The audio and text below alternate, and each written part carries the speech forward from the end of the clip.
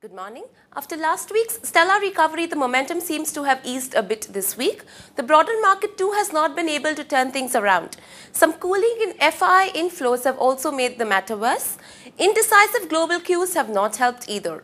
We expect the market to consolidate in the near term before turning up again. Today's start is expected to be a subdued one owing to mixed overseas cues. US stocks erased early gains to close mixed while European stocks gained. Asian markets are still struggling to find some direction. Action appears to have shifted to the commodity space right now. Crude oil crossed $90 before softening, and gold has hit another record high, as did copper. The market could rebound if banks recover some of the lost ground. All PSUs could gain amid reports of a marginal increase in auto fuel prices. The mid-year economic review paints a rosy picture of India, but inflation might inch higher if the imminent fuel price hike materializes. The Nifty needs to surpass 6,020 to 6,030 in order to break out of the current range. Till then, it is likely to trade between the range of 5,940 to 6,030. On the way up, the Nifty could face resistance at around 6,070 to 6,080. In case of a fresh fall, support is likely to kick in at 5,800. Overall, the trading range is expected to be between 5,800 to 6,200. There could be a minor year-end Santa Claus rally provided the overseas markets advance afresh. For now, though, we seem to have hit a speed breaker. October IIP data on the 10th of December, monthly inflation on the 14th of December, and the mid-quarter RBI review on the 16th of December are the big events to watch out for in the next few days. The FIs were net sellers of Rs 5.2 billion in the cash segment on Tuesday, while the domestic institutional institutions were net sellers of Rs 4.27 billion, according to the NSE website. FIs were net sellers at Rs 7.4 billion in the F&O segment. The foreign funds were net buyers at Rs 769 million in the cash segment on Monday, as per the SEBI website. CRISIL has revised India's growth forecast upwards to 8.6% for 2010-2011 from earlier 8.2%. According to a report tabled by the Finance Minister in Lok Sabha, India's GDP growth may surpass 9% mark in the current fiscal.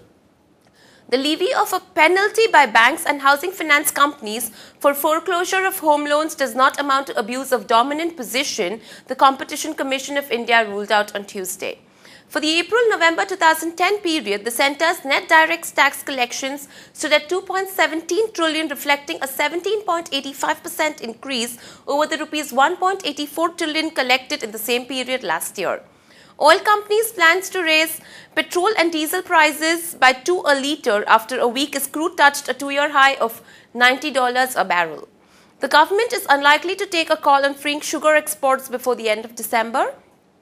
India is likely to phase out all subsidies in the next 3 to 4 years, in line with the commitment it has made to the world at the Seoul G20 summit last month, and complete one of the most politically difficult reform processes it started in June this year. RBI has permitted banks to use non-governmental organizations as intermediaries for banking and financial services. L&T Power Limited, a subsidiary of L&T which manufactures power equipments, has a current order book of Rs 300 billion spread over 4 years. Government approval for Vedanta Resources' US $9.6 billion deal to acquire Ken India will hinge on the Anil Agarwal-led firm accepting certain preconditions, including retaining the entire management team of Ken to make up for its lack of prior oil and gas experience. The Bombay High Court has stayed the stop work notice issued by the Environment Ministry to Lavasa Corporation, a subsidiary of HCC, by granting the company interim relief till the 16th of December on the ministry's show cause notice. LIC Housing Finance, Punjab National Bank, Bank of India and Central Bank of India have a combined exposure of Rs 200 billion to the 19 companies embroiled in the bribes for loans controversy. Kotak Mahindra Bank raised its base rate and benchmark prime lending rate by 25 basis points with immediate effect. Religare Enterprises is close to buying 85% of the Ajay Piramal Group promoted real estate fund, India Rate Fund Advisors, valuing the entire fund at around Rs 2.5 billion. Jet Airways and Air India, India's two large carriers, are leasing 35 Airbus aircraft in a deal valued at $5 billion. Welspun Corporation has backed contracts worth Rs 16.7 billion from international markets. BEML plans to start assembly line for helicopters and small airplanes.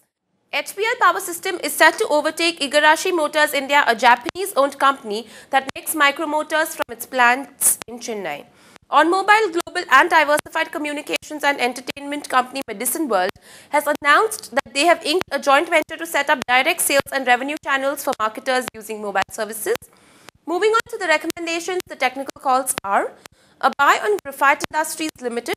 We advise buying the stock in the range of Rs 95 to Rs 96 with the stop loss to be maintained at Rs 93 for a target price of Rs 104. And a buy on HDFC Limited. We advise buying the stock in the range of Rs 688 to Rs 692 with a stop loss to be maintained at Rs 674.5 for a target price of Rs 730. Derivative strategies are: long DLF December future in the range of Rs 300 to Rs 301 for a target price of Rs 312 and a stop loss is to be placed at Rs 294. And long ICICI Bank December future in the range of Rs 1112 to Rs 1117 for a target price of Rs 1147 and a stop loss is to be placed at Rs 1097.